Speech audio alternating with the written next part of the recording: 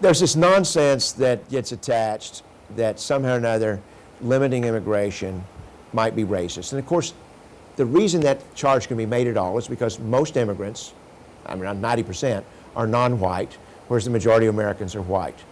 The fact is that even if immigration stopped tomorrow, whites would be in a minority sometime later this century because of the higher fertility rates of the very large minority populations. So there's no way to stop European descendants from moving into the minority in this country. That's already been set in motion. But the fact that this racist label is so effective, it means as America, we're to a point now where there's hardly any American who doesn't want to get beyond the racism that was institutionally part of our past. Yeah. Americans want to get beyond that. And so nobody wants to be a part of that. So people know that and they throw that racism word at you. I think people need to get over that fear. It's like a modern day witch hunt. Do you think the word racism is a little inflated these days and overused? Oh, of course it is. This has nothing to do about civil rights. It has to do, or race, it has to do with equity, fairness, and it has to do with leading a reform movement. How do you respond to those that criticize the Minutemen as racists, that want to keep America Anglo? As ignorant people who don't know who we are. I think that people who call people racist names are the ones that are. They call us names. They call my brother Kiani. They call him a nigger. Really? Yeah, they've got that on tape. They call him nigger. Yeah, and they call me a racist bastard. We can take it.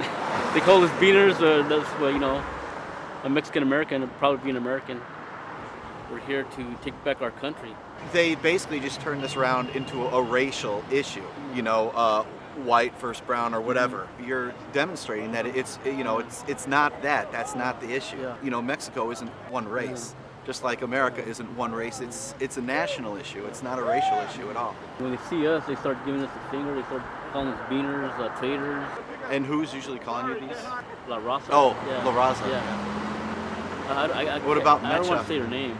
Yeah, they've been out here too, Mecha. They've been out here too, Mecha, and then when Univision comes out and tries to talk to us, they tell us, why you guys in the Minutemen, you know, and we just ignore them because they turn everything around. We're tired of these illegals, man. And when you overwhelm people who feel like they have no power and that their lives are just being taken away from them, then a lot of times those people will act inappropriately. I don't excuse any of it. I don't justify any of it.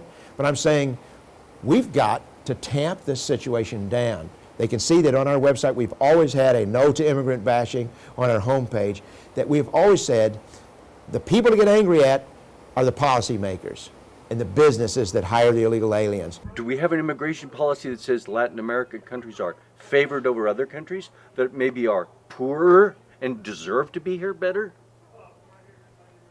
Maybe. Ever think of that? Let's look into it. By simply looking at the numbers provided by the U.S. Census Bureau, Ken Dreger was right. Mass Mexican immigration into the United States is a recent phenomenon. Watch carefully the U.S. Mexican population in comparison to immigrants from European countries.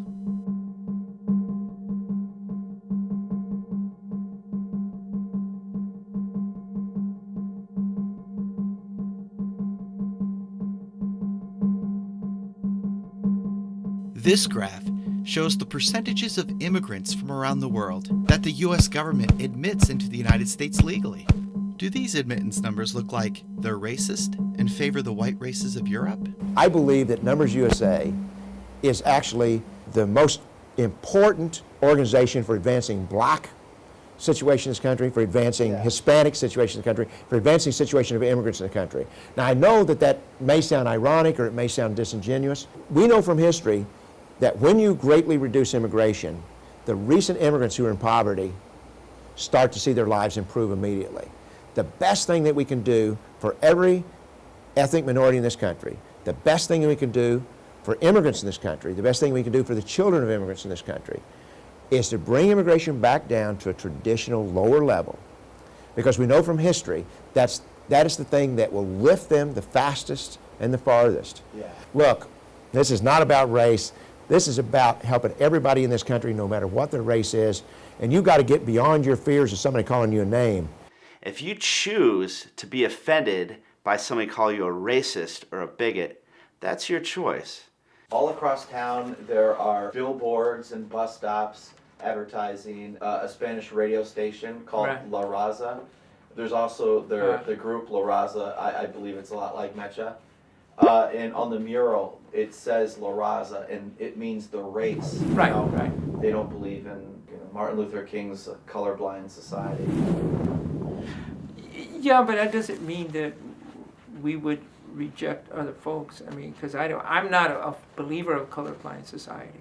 I mean, is going around proudly grouping yourselves as the race, do you think it's Separatists? separatist or racist? A young street activist tore up this flag and threw it in my face and threw it on the ground. No, Like the pride that they're racist. I think it's to tell you the truth, I think it's a public relations pitch to a certain segment of the population in LA.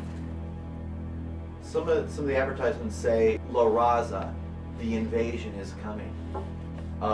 Is that inflammatory? Well, beware our race is coming.